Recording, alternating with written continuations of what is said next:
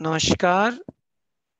आज हम chemistry practical के अंतर्गत एसिड एंड बेसिक रेडिकल्स अर्थात अम्लीय एवं क्षारीय मूलक के पार्ट 5 पर चर्चा करेंगे। आइए हम सबसे पहले बात करते हैं ऑब्जेक्ट यानी उद्देश्य की। To identify one acidic and one basic radical in the given inorganic powder, अर्थात दिए गए अकार्बनिक पाउडर में एक अम्लीय और एक क्षारीय मूलक की पहचान करना। एपरेटस में यूज होंगे test tube stand, test tube brush, wash bottle यानी परखनली स्टेन, परखनली ब्रश, वाश बॉटल इत्यादि। और रिएजेंट यानी अभिकर्मक में है dilute H2SO4, concentrated H2SO4, dilute HCl, concentrated HCl, H2S gas, barium chloride BaCl2 solution, NH4OH solution, ammonium hydroxide solution, K4FeCN6 यानी पोटेशियम फेरोसाइनेट। ये विलियन जो है या रिएजेंट इस प्रैक्टिकल में यूज होंगे। प्रिंसिपल है a salt having two parts, cation and anion.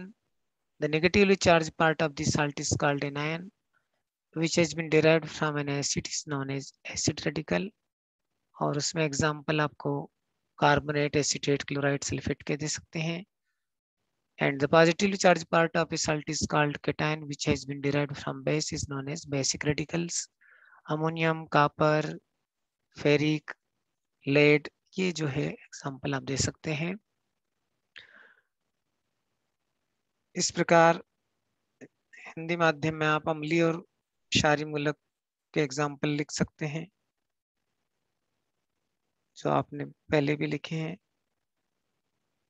ये कार्बोनेट, एसीटेट, क्लोराइड ये अम्लीय मूलक के अंतर्गत आते हैं और जो केटायन है वो क्षारीय मूलक के अंतर्गत आते हैं, जिसमें अमोनियम, कॉपर, लेड इत्यादि हैं। अब हम किस प्रकार से ऑब्जर्वेशन टेबल बनाएंगे, देखिए सबसे पहले है observation table for acid radical.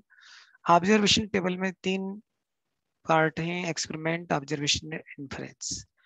तो हम सबसे पहले क्या करेंगे, in test tube small amount of powder taken in the test tube and add dilute H2SO4, dilute H2SO4 यानी सल्फ्यूरिक एसिड ऐड करना है। if no reaction it means weak acid radical absent. Second है powder plus concentrated H2SO4 no reaction, then we say strong acid radical also absent. तो weak acid radical का मतलब यहाँ पर है कार्बोनेट है, सल्फाइड है, एसीटेट है, सल्फाइड है, ये सब एब्सेंट है। और यहाँ पर स्ट्रॉन्ग एसिड रेडिकल में क्लोराइड, ब्रोमाइड, आयोडाइड और नाइट्रेट ये एब्सेंट हो जाएंगे। इसका मतलब ये है कि इसमें तो वीक एसिड रेडिकल प्रेजेंट था ना strong acid radical, it means special radical की तरफ अपन जाएंगे। तो थर्ड है पाउडर प्लस वाटर, यानी हम उसका वाटर सोल्यूशन ऑफ पाउडर बनाएंगे and add few drops of dilute hydrochloric acid, उसमें डाइल्यूट HCl ऐड करेंगे, then a few drops of barium chloride solution added. Observation, a white precipitate of barium sulfate obtained. तो inference में होगा special radical sulphate are present, तो हम यहाँ कह सकते हैं कि सल्फेट प्रेजेंट है। तो यहाँ पर जो व्हाइट पीपीटी आएंगे वो बेरियम सल्फेट के आएंगे, और ये जो बेरियम सल्फेट की व्हाइट पीपीटी होंगे ये डाइल्यूट HCl ऐड करने पर यदि नहीं डिजॉल्व होते हैं, PPT does not dissolve, then sulphate confirm. तो ये सल्फेट का जो है बेरियम क्लोराइड टेस्ट आपको लगाना है। आइए अब हिंदी में हम देखते हैं अम्लीय मूलक के लिए प्रक्षण सारणी। चूर्ण धन तनु H2SO4, कोई अभिक्रिया नहीं है, यानी एक प्रक्षणाली में चूर्ण लेकर उसमें तनु H2SO4 तनु सल्फ्यूरिक अम्ल डालते हैं, निर्बल अम्लीय मूलक अनुपस्थित। चूर्ण धन सांद्र H2SO4, कोई अभिक्रिया नहीं होती है, तो हम कह सकते हैं प्रबल अम्लीय मूलक अनुपस्थित। फिर नेक्स्ट एक प्रक्षणाली में चूर्ण लेकर उसमें उसका जलीय विलयन बनाते हैं पानी में, फिर तनु HCl अम्ल की कुछ बूंदे डालते हैं, बेरियम क्लोराइड की कुछ बुंदें डाली जाती है। यदि सफेद अवक्षेप प्राप्त होते हैं जो कि बेरियम सल्फेट के कारण होते हैं, तो हम कह सकते हैं कि विशेष अम्लीय मूलक सल्फेट उपस्थित है। अब ये जो अवक्षेप है इनको तनु हाइड्रोक्लोरिक अम्ल में विलय करते हैं। यदि नहीं घुलते हैं, मतलब तनु हाइड्रोक्लोरिक अम्ल डालते हैं, नहीं घुलते हैं सफेद अवक्षेप, तो हम कह सकते हैं सल्फेट निश्चित उपस्थित है। तो सल्फेट के लिए बेरियम क्लोराइड टेस्ट जो है इंपॉर्टेंट है। अब observation table for basic radical experiment observation and difference. तो सबसे पहले हम 0 ग्रुप की टेस्ट लगाएंगे। ओरिजिनल पाउडर लेंगे टेस्ट ट्यूब में और NaOH के साथ में उसको रब करेंगे फिंगर से। यदि no reaction it means 0 group absent, it means ammonium absent हो जाएगा। फिर सेकंड पॉइंट है ओरिजिनल सॉल्यूशन, यानी पाउडर का वाटर सॉल्यूशन बनाएंगे और डाइल्यूट HCl ऐड करेंगे। If no PPT obtained then हम ये कहेंगे कि फर्स्ट ग्रुप एब्सेंट है। नेक्स्ट है ओरिजिनल सॉल्यूशन ऑफ पाउडर, उसमें डाइल्यूट HCl ऐड करें और फिर H2S गैस पास करें। इफ ब्लैक पीपीटी ऑब्टेन्ड, यदि ब्लैक प्रेसिपिटेट आते हैं तो हम कह सकते हैं कि सेकंड ग्रुप प्रेजेंट है। अब जो पीपीटी आए हैं उन पीपीटी को हम 33% नाइट्रिक एसिड में डिजोल्व करके और अमोनियम हाइड्रोक्साइड सॉल्यूशन ऐड करेंगे। यदि लाइट ब्लू कलर आते हैं तो हम कह सकते हैं copper present. On adding excess ammonium hydroxide solution, और यदि हमने एक्सेस में अमोनियम हाइड्रोक्साइड सॉल्यूशन ऐड किया तो डीप ब्लू कलर आएंगे और हम ये कह सकते हैं कि इसमें कॉपर प्रेजेंट है। तो यहाँ ये जो है एक कॉपर की ये टेस्ट लगा सकते हैं। कॉपर की दूसरी टेस्ट भी लगा सकते हैं आप कि ये जो पीपीटी आए हैं ब्लू पीपीटी, इनको आप डिजोल्व कर लें या कॉपर सल्फेट का सॉल्यूशन बना लें जो आपका पाउडर है, और उसमें एसिटिक एसिड में उसको डिजोल्व करें and add few drop of K4FeC6 solution, यानी पोटेशियम फेरोसाइनाइड सॉल्यूशन ऐड करना है। If red brown colour is obtained then copper confirm. तो यहाँ रेड ब्राउन कलर जो ऑब्टेन्ड है वो due to the copper ferrocyanide के कारण आता है।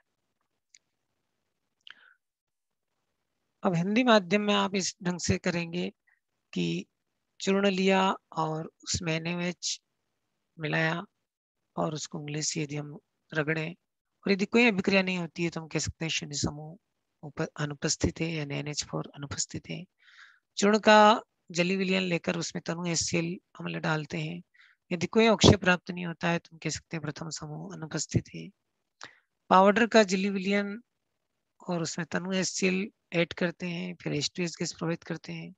यदि काले अवक्षेप प्राप्त होते हैं तो हम कह सकते हैं द्वितीय समूह उपस्थित है। इन काले अवक्षेप को नाइट्रिक अम्ल में विलय कर अमोनियम हाइड्रोक्साइड मिलाते हैं। यदि हल्के नीले रंग प्राप्त होते हैं तो हम कह सकते हैं कॉपर उपस्थित है। अधिक मात्रा में अमोनियम हाइड्रोक्साइड मिलाने पर गहरा नीले रंग प्राप्त होता है तो हम कह सकते हैं कि कॉपर निश्चित रूप से उपस्थित है। ये जो अवक्षेप आते हैं इनको एसिटिक अम्ल में डिजोल्व करते हैं, विलय करते हैं और K4FeCl6 की कुछ बूंदे डालते हैं।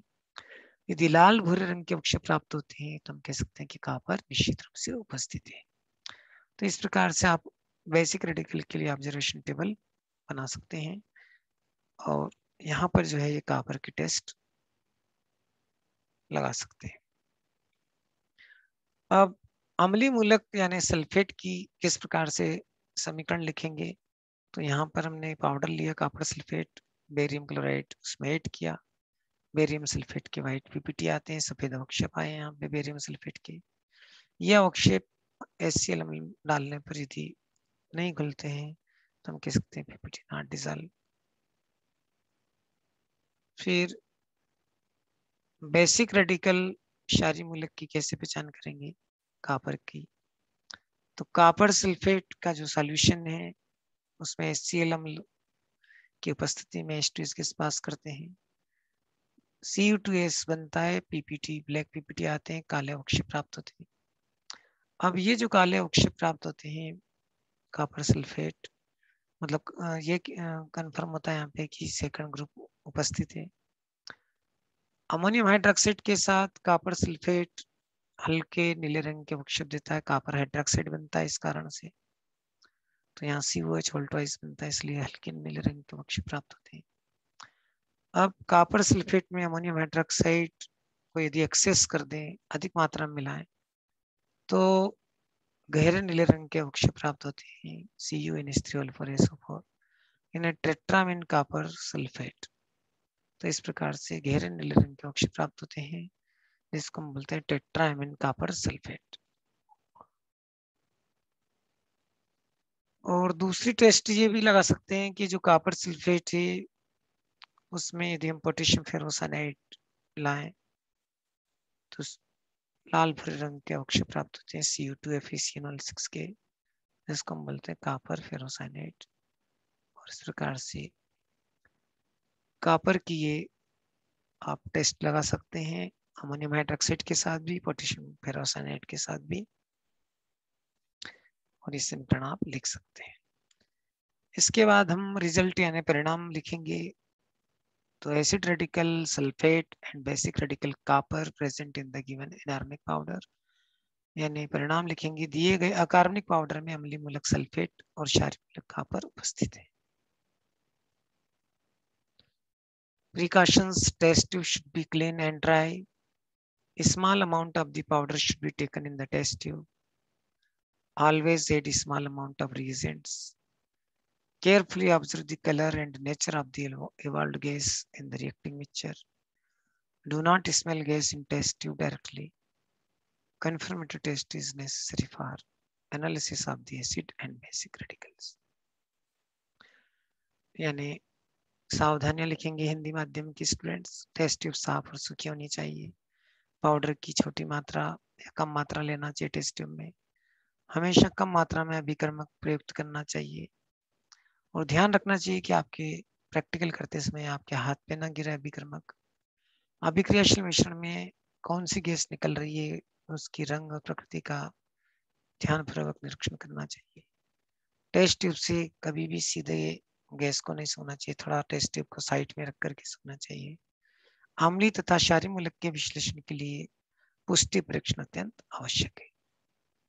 तो ये था आज का प्रैक्टिकल वर्क आपके लिए, और आप इसको अच्छे से देख करके इसको करेंगे लैब में, और अपने प्रैक्टिकल रिकॉर्ड में भी इसको आप सिस्टमेटिक लिख सकें, इसलिए मैंने ये वीडियो प्रस्तुत किया है।